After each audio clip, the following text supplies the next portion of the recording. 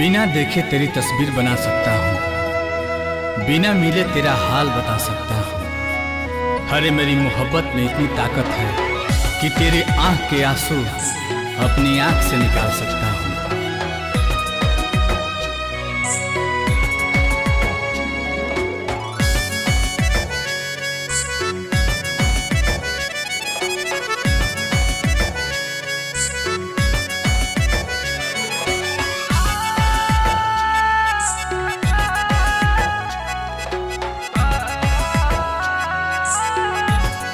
बिछड़ के को पल तोहसे जियल नइखे गवारा हो।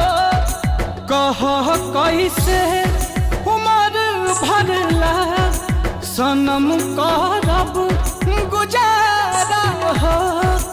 रोता दिल बेचारा हो, होई प्यार न दोबारा हो, होई प्यार न दोबारा हो, होई प्यार न दोबारा हो, होई प्यार न दोबारा हो।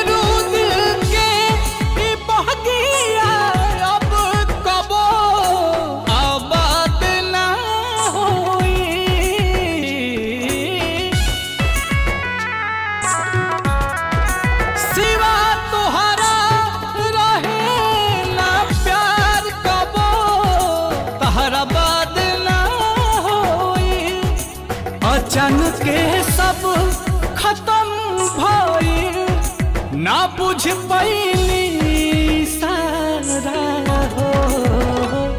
होई प्यार न दोबारा हो, होई प्यार न दोबारा हो, होई प्यार न दोबारा हो, होई प्यार न दोबारा हो।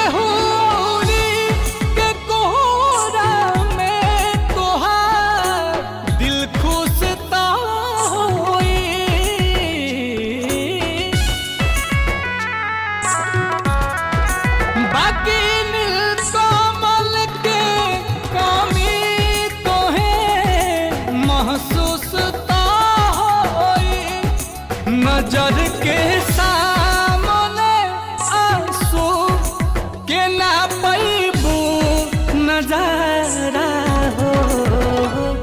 होई प्यार न दोबारा हो, होई प्यार न दोबारा हो,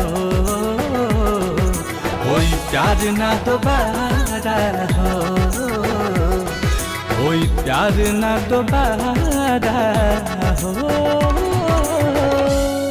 Presented by Adi Shakti Films।